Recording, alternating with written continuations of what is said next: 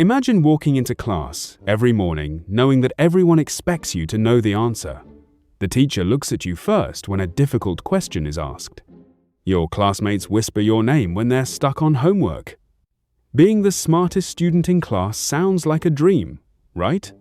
Perfect grades, praise from teachers, and a reputation for being the genius. But the reality is more complicated than most people think. From the outside, your life looks easy. Tests feel less stressful for you compared to others. When the teacher explains a concept, you understand it quickly. While many students struggle with formulas, grammar rules, or historical events, your brain connects the pieces almost instantly. People often assume you barely need to study, but that assumption is one of the first problems. Because the truth is, being the smartest student doesn't mean things are always easy. In fact, it often means expectations are much higher. Teachers expect you to always perform perfectly. One bad grade feels like a disaster, not just to you, but to everyone watching. When you score 95%, most students celebrate. But when you score 95%, people ask, what happened to the other 5%? That constant pressure can feel exhausting. Another challenge is that people begin to define you by only one thing: your intelligence. Instead of seeing you as a person with hobbies, emotions, and flaws, they see you as the smart one. Every group project, every classroom discussion, every difficult assignment eventually lands on your shoulders. Your classmates often depend on you for help. At first, it feels good to explain things. Helping someone understand a math problem or a science concept can be rewarding. But over time, it can feel like you're carrying everyone else's workload too. Some people genuinely want to learn from you. Others just want the answers. And then there's the social side of things. Being the smartest student sometimes creates distance between you and your classmates. Some students admire you, but others might feel jealous or intimidated. They might assume you're arrogant even when you're not. Sometimes they stop inviting you to things because they think you're too serious or too busy studying. Ironically, intelligence can make you feel isolated. Another hidden struggle is boredom.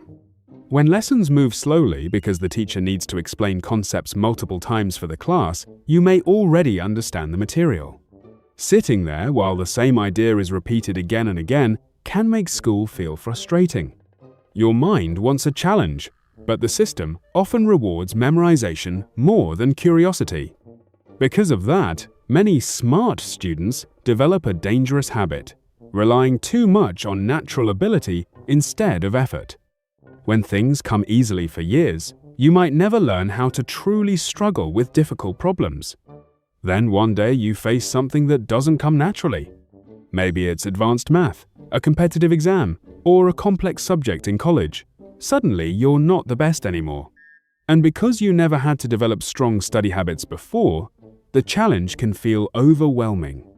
This is something many high-achieving students experience. It's not that they're less intelligent, it's that they never had to practice failing. Failure is uncomfortable, but it's also where real growth happens.